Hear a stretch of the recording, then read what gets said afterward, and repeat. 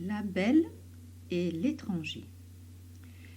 Il était une fois un village aux abois.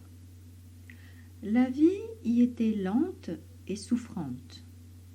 Les habitants y menaient une routine sans grand entrain ni enthousiasme, comme enveloppés dans un voile de brume, rongés par une sorte de vermine qui s'ingéniait à éteindre scrupuleusement toute tentative de joie, de fantaisie, d'initiative. Chacun menait donc son chemin, n'en déviant point d'un pouce, convaincu qu'il en était ainsi pour son bien. Ils ne se le disaient point, mais au fond d'eux murmurait une petite voix. Une voix rageuse, sourde, mordante, qui faisait pointer du doigt cet autre-là, celui-là, celui qui n'avait pas respecté le pacte. « C'est de sa faute, maudit soit-il !» ne cessait de ressasser la voix. « S'il avait fait comme les autres, on n'en serait pas là !» se rinait-elle à tout va. Celui-là, c'était le frère de la belle. Il était mort depuis longtemps, et d'elle, il n'avait plus de nouvelles. Pour vous résumer l'histoire, la belle, contre toute attente, avait trouvé le bonheur auprès d'un monstre, aussi hideux qu'il était généreux. Curieuse d'ailleurs était cette réunion d'opposés, autant de laideur physique hébergeant tant de capacité à offrir et à prendre soin.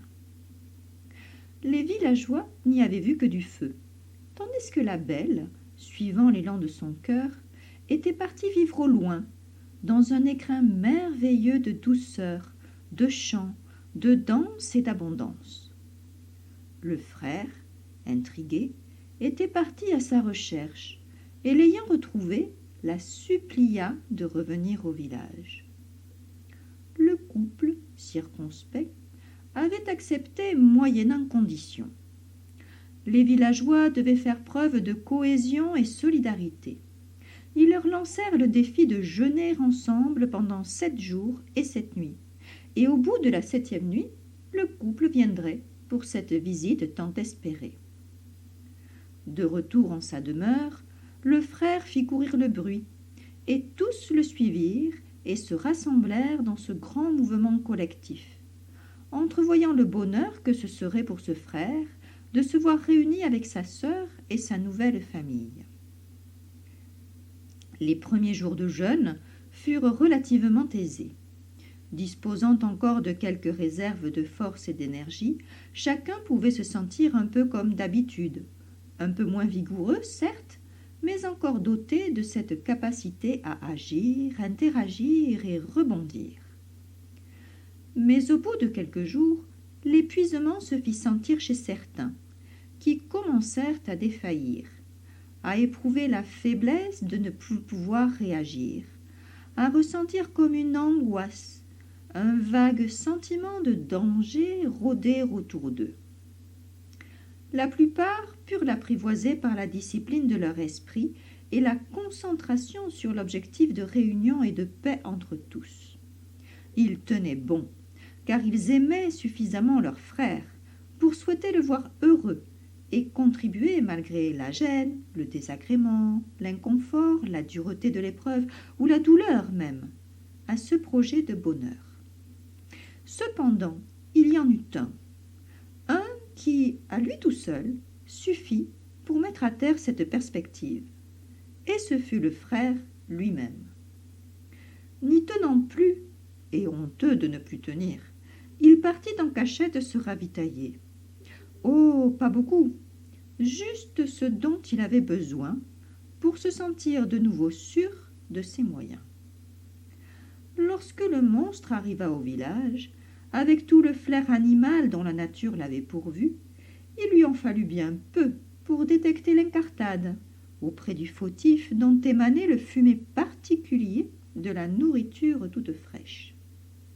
Le monstre furieux les traita tous d'incapables et leur prédit 7 fois 7 générations de désordre et de séparation. Il s'en fut avec la belle dans un tourbillon de colère, et l'on ne les revit jamais plus. Depuis ce jour-là, la petite voix C'est de sa faute, s'il avait fait comme les autres, envahissait tous les esprits. En plus, c'est lui qui vous l'a demandé, renchérissait-elle. Et chacun dans son coin ruminait l'injustice, la trahison, le manque d'intégrité, menant sa routine sans grand entrain ni enthousiasme, imaginant non sans envie la belle et son monstre, continuant de vivre dans leur écrin merveilleux de douceur, de chant, de danse et d'abondance. Ils ignoraient cependant que la colère du monstre avait eu ses répercussions. Celui-ci était devenu de plus en plus exigeant. Quant à la belle, une part de son cœur s'était brisée de douleur. Et bien que leur tribu continuât de montrer avec force d'application des marques de douceur, une forme de joie obligée et étalée, il y régnait désormais un climat comme décalé. Ils ont bien fait tous les deux, c'était la seule chose à faire, couper les ponts. Non, mais quelle bande d'incapables! Nous, c'est sûr, on aurait fait mieux qu'eux. D'ailleurs, regardez comme on est joyeux. Mais, au fond du fond, le monstre devenait de plus en plus tatillon. Le cœur de la belle se demandait où était l'illusion, et l'endroit n'apportait plus autant de satisfaction. La belle se trouvait déchirée, tiraillée, écartelée de l'intérieur. Elle ne pouvait dire mot sans éveiller soupçon de trahison chez son époux. Et d'un autre côté, la déception qu'elle éprouvait tant envers lui qu'envers son frère la sommait de trouver par n'importe quel moyen comment mettre les choses à plat et faire éclater la vérité, ou plutôt les faux-semblants. La belle se trouvait entre le marteau et l'enclume. Elle n'avait jamais vraiment appris à nager entre deux eaux.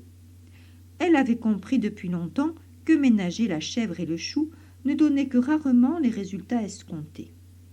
D'un autre côté, elle voyait bien que la posture de la blanche colombe, ne se laissant pas atteindre par la bave de crapaud, ne conduisait à rien de mieux. Elle n'arrêtait pas de changer son fusil d'épaule, à la recherche d'un angle d'attaque judicieux et prospère pour tous. Éreintée en fin de temps de réflexion, elle opta pour coincer la bulle, dans l'attente d'une nouvelle inspiration. Celle-ci ne tarda point, et fit son apparition en la personne d'un étranger.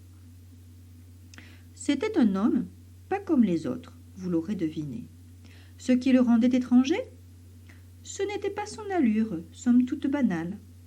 Ce n'était pas non plus sa façon de parler, qui, bien que différente, restait très compréhensible.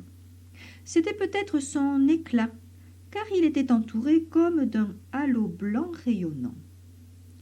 Il cheminait à travers le monde et échangeait une ou deux bonnes histoires contre le gîte et le couvert, et cela semblait lui suffire. Intriguée par cette présence singulière, la belle alla à sa rencontre. L'étranger accepta son invitation pour la nuitée.